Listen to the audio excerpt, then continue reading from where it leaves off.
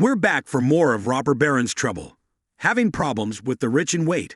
In the second show of the season, Can We Smell Thirst? Love, or at least lust, seems to be in the air. In New York City in the 1880s, several people have their bustles ruffled. Remember that The Gilded Age is still a show that flirts more than rips clothes. The only time this happened was in the nude scene from the previous season, when Bertha's ladies tried to charm George's hot beard. Russell will talk more about that later, so if you were hoping Brian would get horny, you won't have to wait long. This is not it, and it also helps. Larry works toward his goal of becoming an architect. Larry and Glades Russell are in Newport to make their mother happy. Marion is going because she is dating a Morgan, and she invites Oscar, who is upset that his marriage to Glades ended in divorce, because George turned her down. I gave you 4, Oscar says, but I'm still worried that Glades will turn into a tearful Consuelo Vanderbilt at the altar. Everyone from Newport is going to a tennis tournament and then a fancy party given by Ward Mallister Angs. AA is at home having tea with Robert C. Leonard. I want the people on this show to say something because they're romantic. There are so many obvious connections, and Ad has only talked to this man once. Now that she has everyone telling her, "You're a woman, he's a man." This episode makes the man look great. Has Robert seen anything else? This is what Leonard and Cynthia Nixon could have done. Peggy is back on 61st Street. The most interesting is the one with because, unlike your acting teacher in the community theater production of Lady Diana's Fan, they both act like real people. Rude racist this time. Armstrong needs to be less racist. Agnes is sure it doesn't look good, given the name I made up for her. Agnes does say she will get a new maid if Armstrong doesn't treat Peggy with respect and decency. Agnes says, "I see you thought this was a discussion." Armstrong makes good points that can be argued. Armstrong is mean to Peggy right away and treats her badly more than once. In return, Peggy is too polite, and Armstrong finally finds out that Peggy doesn't agree with her about why she doesn't want one with her. "Yes. What are you doing?" "Armstrong, do you have any doubts?"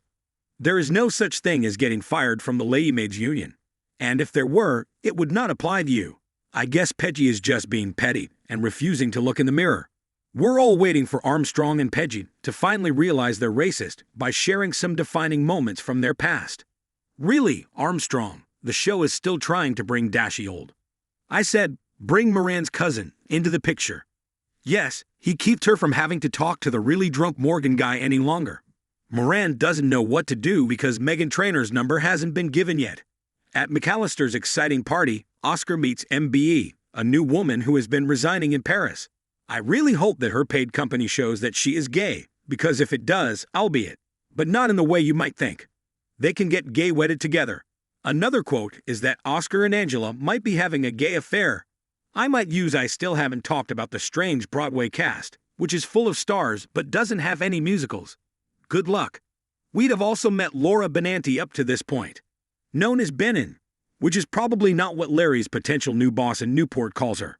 In this scene, she plays a widow who is lonely and wants to have sex with her new builder, which he deserves. Berea asks Larry why he's doing what he's doing, and Larry tells his mother the truth. That's why he says he can't hit on the single woman he knows and doesn't want to go see sex workers. I get it, Larry. I would agree if Laura Benin stared at me with the intent to get close to me. Things can never really end well. As planned, Bera is still planning behind the scenes for the new opera house. Ward Mallister wants her to meet the new loud rich woman who might want to buy a box at the Metropolitan Opera. Because of this, I'm giving the show 4 stars while I'm at W's party. These two people meet Bertha and George.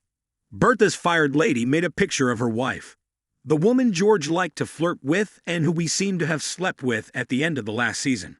I hate this, and I really like it at the same time. We might be able to let Bera Russell come right now, but we won't let the former maid on the house without getting a lot of money from her. There's no doubt about it, Larry.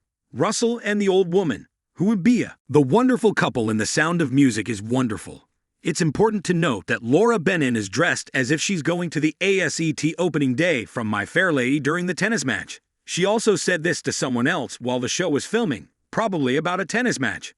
What Gladys wears is a hedge. Wow, this is silly, it looks like a flower. Wreath given to the winner of a horse race, but it doesn't have flowers on it. What she was talking about, I have no idea what those things are.